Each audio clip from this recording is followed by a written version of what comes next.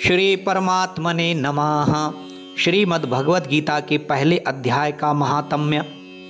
श्री पार्वती जी ने कहा, भगवान आप सब तत्वों के ज्ञाता हैं।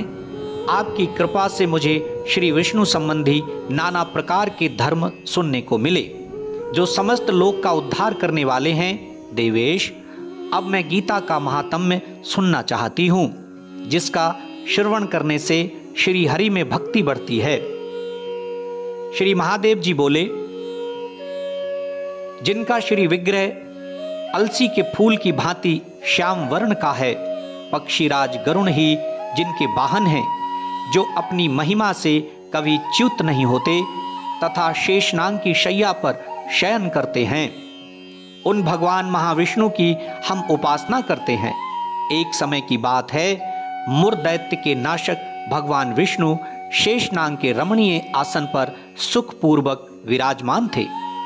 उस समय समस्त लोगों को आनंद देने वाली भगवती लक्ष्मी ने आदरपूर्वक प्रश्न किया।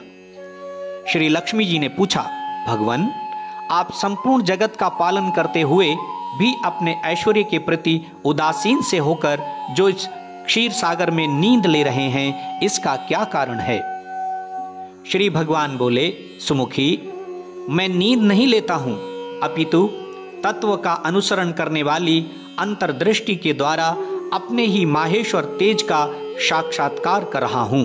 देवी, ये वही तेज है जिसका योगी पुरुष कुशाग्र बुद्धि के द्वारा अपने अंतःकरण में दर्शन करते हैं तथा जिसे मीमांसक विद्वान वेदों का सार तत्व निश्चित करते हैं। वो माहेश्वर तेज एक अजर प्रकाश स्वरूप आत्मरूप, रोग शोक से रहित अखंड आनंद का पुंज, निष्पंद निरीह तथा द्वैत रहित है। इस जगत का जीवन उसी के अधीन है, मैं उसी का अनुभव करता हूँ। देवेश्वरी, यही कारण है कि मैं तुम्हें नींद लेता सा प्रतीत हो रहा हूँ। श्री लक्ष्मी जी ने कहा, ऋषिकेश आप ही योगी पुरुषों के ध्येय हैं। आपके अतिरिक्त भी कोई ध्यान करने योग्य तत्व है? ये जानकर मुझे बड़ा कौतूहल हो रहा है। इस चराचर जगत की सृष्टि और संहार करने वाले स्वयं आप ही हैं। आप सर्व समर्थ हैं। इस प्रकार की स्थिति में होकर भी यदि आप उस परम तत्व से भिन्न हैं तो मुझे उसका बोध कराइए। श्री भगवान बोले, प्रिय, आत्मा का स्वरूप द्वैत और अद्वैत से पृथक, भाव और अभाव से मुक्त तथा आदि और अंत से रहित है।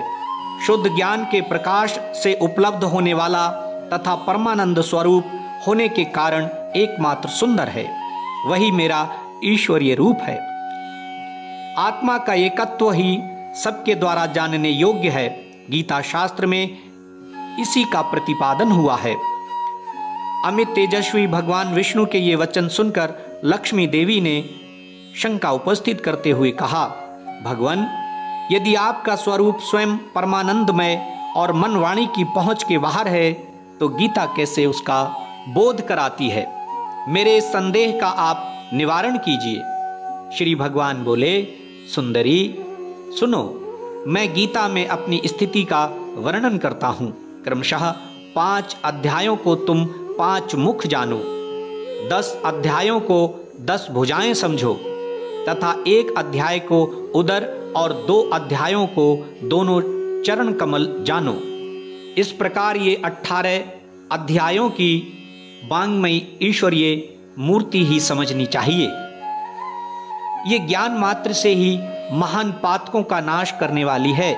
जो उत्तम बुद्धि वाला पुरुष गीता के 1 या आधे अध्याय का अथवा 1 आधे या चौथाई श्लोक का भी प्रतिदिन अभ्यास करता है, वो सुशर्मा के समान मुक्त हो जाता है। श्री लक्ष्मी जी ने पूछा, हे देव, सुशर्मा कौन था? किस जाति का था और किस कारण से उसकी मुक्ति हुई? श्री भगवान बोले, प्रिय, सुशर्मा बड़ी खोटी बुद्धि का मनुष्य था। पापियों का तो वो श्रोमणी ही था। उसका जन्म वैदिक ज्ञान से शून्य एवं क्रूरतापूर्ण कर्म करने वाले ब्राह्मणों के कुल में हुआ था। वो न ध्यान करता था, न जप, न होम करता था, न अतिथियों का सत्कार। वो लंपट होने के कारण सदा विषयों के सेवन में ही आसक्त रहता था। हल जोतता और पत्ते बेचकर जीविका चलाता था। उसे मदिरा पीने का व्यसन था तथा वो मांस भी खाया करता था। इस प्रकार उसने अपने जीवन का दीर्घकाल व्यतीत कर दिया। एक दिन मूढ़ बुद्धि सुशर्मा पत्ते लाने के लिए किसी ऋषि की वाटिका में घूम रहा था। इसी बीच में काल रूपधारी काले सांप ने उसे डस लिया। सुशर्मा की मृत्यु हो गई। तदंतर वो अनेक नरकों में जा वहां की यातनाएं भोग कर मृत्युलोक में लौट आया और वहां वो बोझ ढोने वाला बैल हुआ। उस समय किसी पंगु ने अपने जीवन को आराम से व्यतीत करने के लिए उसे खरीद लिया। बैल ने अपनी पीठ पर पंगु का भार ढोते हुए बड़े कष्ट से 7-8 वर्ष बिताए। एक दिन पंगु ने किसी ऊंचे स्थान पर बहुत देर तक बड़ी तेजी के साथ उस बैल को घुमाया। इससे वो थककर बड़े बेग से पृथ्वी पर गिरा और मूर्छित हो गया। उस समय वहां कुतूहलवश आकृष्ट हो बहुत से लोग एकत्रित हो गए। उस जन समुदाय में से किसी पुण्यात्मा व्यक्ति ने उस बैल का कल्याण करने के लिए उसे अपना पुण्य दान किया। उस जन समुदाय में से किसी पुण्यात्मा व्यक्ति ने उस बैल का कल्याण करने के लिए उसे अपना पुण्य दान किया। तत्पश्चात कुछ दूसरे लोगों ने भी अपने अपने पुण्यों को याद करके उन्हें उसके लिए दान किया। उस भीड़ में एक वेश्या भी खड़ी थी। उसे अपने पुण्य का पता नहीं था, तो भी उसने लोगों की देखा देखी उस बैल के लिए कुछ त्याग किया। तदंतर यमराज के दूत उस मरे हुए प्राणी को पहले यमपुरी में ले गए। वहां ये विचार कर कि ये वेश्या के दिए हुए पुण्य से पुण्यवान हो गया है, उसे छोड़ दिया गया। फिर वो भूलोक में आकर उत्तम कुल और शील वाले ब्राह्मणों के घर में उत्पन्न हुआ। उस समय भी उसे अपने पूर्व जन्म की बातों का स्मरण बना रहा। बहुत दिनों के बाद अपने अज्ञान को दूर करने वाले कल्याण तत्व का जिज्ञासु होकर वो उस वैश्या के पास गया और उसके दान की बात बतलाते हुए उसने पूछा, तुमने कौन सा पुण्य दान किया था? वैश्या ने उत्तर दिया, वो पिंजरे में बैठा हुआ तोता प्रतिदिन कुछ पढ़ता है, उससे मेरा अंतःकरण पवित्र हो गया है। उसी का पुण्य मैंने तुम्हारे लिए दान किया था। इसके बाद उन दोनों ने तोते से पूछा। तब उस तोते ने अपने पूर्व जन्म का स्मरण करके प्राचीन इतिहास कहना आरंभ किया। तोता बोला, पूर्व जन्म में मैं विद्वान होकर भी विद्वता के अभिमान से मोहित रहता था। मेरा राग द्वेष इतना बढ़ गया था कि मैं गुणवान विद्वानों के प्रति भी ईर्ष्या भाव रखने लगा। फिर समयानुसार मेरी मृत्यु हो गई और मैं अनेकों घृणित लोकों में भटकता फिरा। उसके बाद इस लोक में आया। सद्गुरु की अत्यंत निंदा करने के कारण तोते के कुल में मेरा जन्म हुआ। पापी होने के कारण छोटी अवस्था में ही मेरा माता पिता से वियोग हो गया। एक दिन मैं ग्रीष्म ऋतु में तपे हुए मार्ग पर पड़ा था। वहां से कुछ श्रेष्ठ मुनि मुझे उठा लाए और महात्माओं के आश्रय में आश्रम के भीतर एक पिंजरे में उन्होंने मुझे डाल दिया। वहीं मुझे पढ़ाया गया।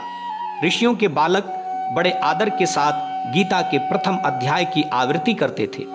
उन्हीं से सुनकर मैं भी बारंबार पाठ करने लगा। इसी बीच में एक चोरी करने वाले बहेलिये ने मुझे वहां से चुरा लिया। तत्पश्चात इस देवी ने मुझे खरीद लिया। यही मेरा वृत्तांत है, जिसे मैंने आप लोगों से बता दिया। पूर्व काल में मैंने इस प्रथम अध्याय का अभ्यास किया था, जिससे मैंने अपने पाप को दूर किया। फिर उसी से इस वैश्या का भी अंतःकरण शुद्ध हुआ है और उसी के पुण्य से ये द्विजश्रेष्ठ सुशर्मा भी पाप मुक्त हुए हैं। इस प्रकार परस्पर वार्तालाप और गीता के प्रथम अध्याय के महात्म्य की प्रशंसा करके वे तीनों निरंतर अपने अपने घर पर गीता का अभ्यास करने लगे। फिर ज्ञान प्राप्त करके वे मुक्त हो गए।